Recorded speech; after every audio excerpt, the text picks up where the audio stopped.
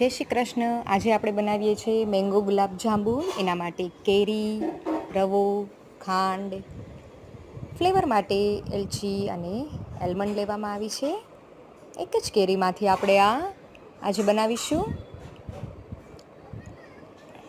એક પેનમાં sugar add કરીએ અને એને આપણે ચાસણી બનાવવાની છે.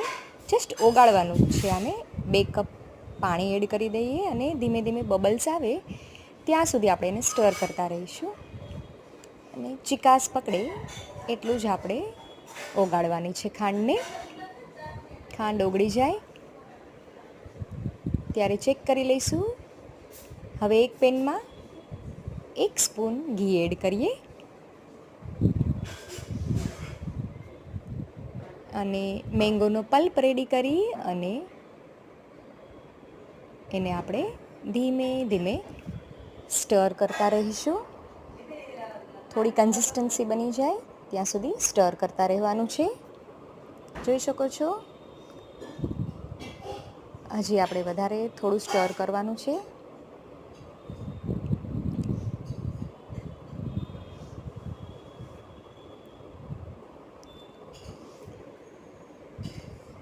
મેંગોનો પલ્પ છે, થોડી કન્સિસ્ટન્સી બોલ બનાવવા જેટલી બને ત્યાં સુધી આપણે એને સ્ટર કરીએ.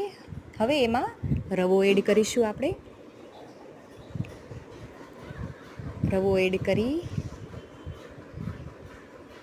અને સ્ટર કરતા રહીએ. આપણે એને કન્સિસ્ટન્સી બોલ બનાવવા જેટલી થઈ જાય, ગુલાબ જાંબુ બનાવવા કન્સિસ્ટન્સી આવી જાય એટલે ડો બની ગયો છે અને એમાંથી ગુલાબ જાંબુના ગોળા રેડી કરી લઈએ. જોઈ શકો છો. અને હવે એને આપણે ફ્રાય કરી લઈશું. લાઇટ બ્રાઉન કલર થાય ત્યાં સુધી આપણે એને ફ્રાય કરવાના છે. અને એને આપણે ચાસણી રેડી કરી છે એમાં એડ કરી દઈશું. 10 to 15 મિનિટ્સ માટે આપણે એને તેમાં રાખી મૂકીએ. જોઈ શકો છો, સરસ મજાના સોફ્ટ ગુલાબ જાંબુ રેડી થઈ જશે.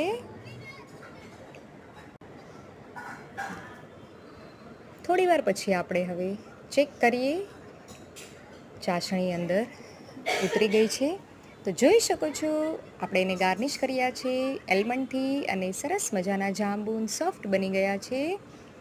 તો ચલો મમ્મી, ખાવા માટે કાન્હાને ધરાવી દઈએ. જય શ્રી કૃષ્ણ.